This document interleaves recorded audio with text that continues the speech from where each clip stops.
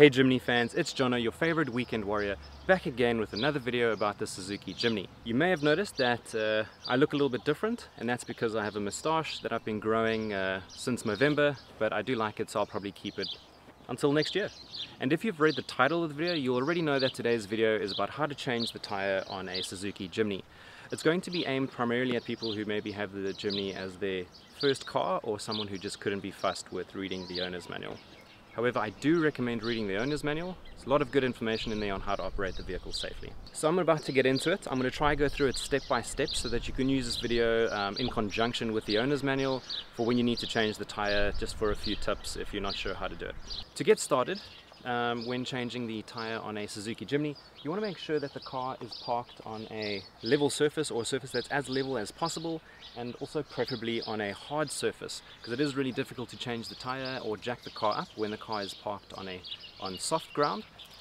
You also want to park the car in an area that is safe, and also not in the way of any oncoming traffic or somewhere that you could be hit by another car. So it is recommended that you do have a warning triangle or a safety triangle, which you can put up maybe behind the car or in front of the car, just to make it easier for other cars to see you. Just before you get started with the process of actually changing the wheel, you will want to make sure that the car is in park. If you drive an automatic, if you drive a manual vehicle, you want to make sure you're in reverse, but you just don't want to be in neutral, because this could allow the car to roll either forwards or backwards when it's jacked up. Also ensure that your handbrake is firmly applied. As I mentioned earlier on in the video, if you haven't read through your Jimny owner's manual, I highly recommend it. There's a lot of good information in there. And if you want to look for any information regarding changing the tire, that is in chapter 7, which you'll find over here.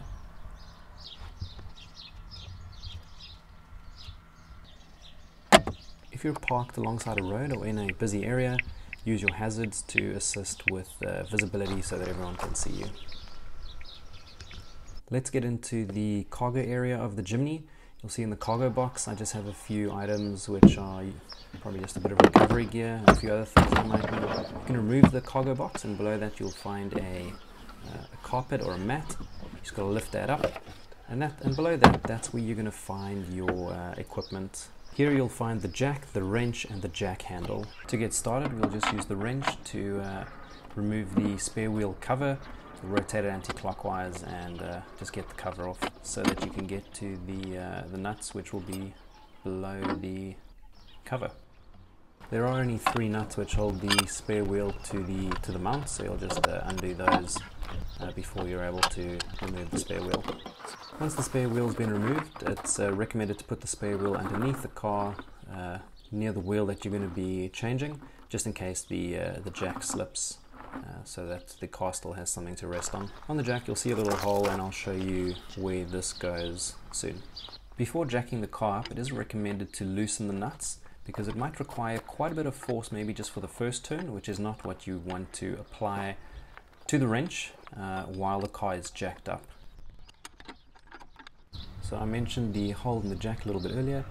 If you look underneath the Jimny, you'll see on the radius arm there is a little knob on the radius arm, and that knob is going to fit into the hole in the jack, and that's just going to assist with stability and positioning of the jack.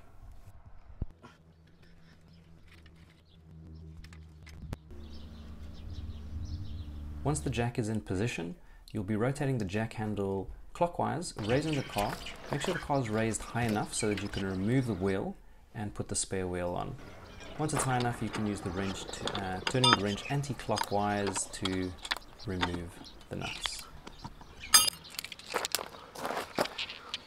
Once all the wheel nuts have been removed, in order to remove the wheel, make sure that you bend your knees and be careful not to strain your back. Now I'll grab the spare wheel, and I'm going to be positioning the spare wheel in place before I put the nuts on.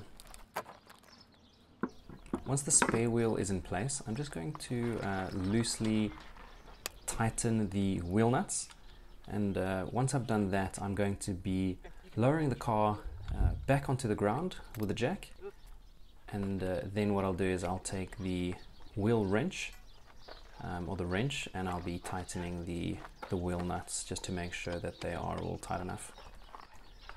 If you do not have a torque wrench and you are going to be using the wrench provided by Suzuki, you can read in the owner's manual for tips on how tight you need to tighten the wheel nuts. However, once you've done that, it is recommended that you do stop at a dealership or at a garage to check whether your wheel nuts are tightened correctly.